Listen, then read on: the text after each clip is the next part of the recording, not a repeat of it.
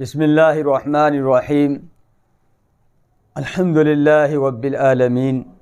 دین اسلام کی بہت سی خوبیاں ہیں اور انہی خوبیوں کو ہم نے سامنے رکھتے ہوئے بہترین زندگی گزارنے کے لیے، آخرت کو کامیاب کرنے کے لیے کچھ اصول ہم نے متعین کیے ہیں قرآن اور حدیث سے، جن میں سے چند اصول بیان کیے گئے تھے۔ آج 5ویں نمبر کا جو اصول ہے وہ ہم بیان کر رہے ہیں۔ اگر کوئی شخص اسے شامل کر لے، یقین جانیں کہ اسے کبھی پریشانی نہ ہو۔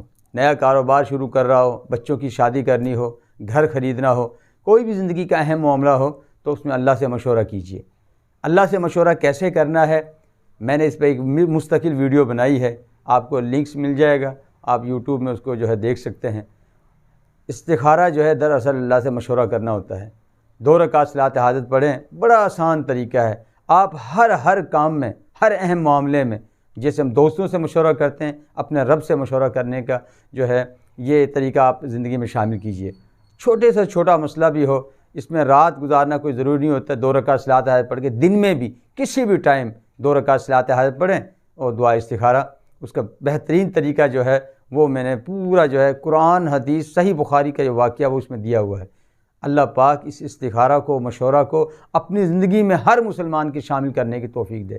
آج ہم جب بھی کسی دوست سے مشورہ کرتے ہیں یا اپنے رشتہ داروں سے مشورہ کرتے ہیں، کوئی نہ کوئی غرض ان کی اپنی چھپی ہوتی ہے، ہمیں نہیں پتہ ہوتا، اور جو مشورے میں غرض آ جائے، اپنی لالچ آ جائے تو وہ پھر خیر پہ مبنی نہیں ہوتا۔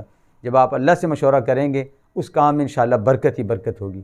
بس یہ 5واں اصول زندگی میں یہ شامل کیجئے کہ جب بھی کوئی اہم کام کرنا ہو تو اللہ سے مشورہ کرنا ہے۔ اللہ سے جب انسان مشورہ کرتا ہے کبھی زندگی میں ناکام نہیں ہوگا۔ بس ہمیں عمل کی اللہ پاک توفیق عطا فرمائے۔ اللہ پاک ہمیں اپنی زندگی میں ہر ایک معاملے میں نبی پاک صلی اللہ علیہ وسلم کی سنت کو شامل کرنے کی توفیق عطا فرمائے۔ الحمدللہ رب العالمین۔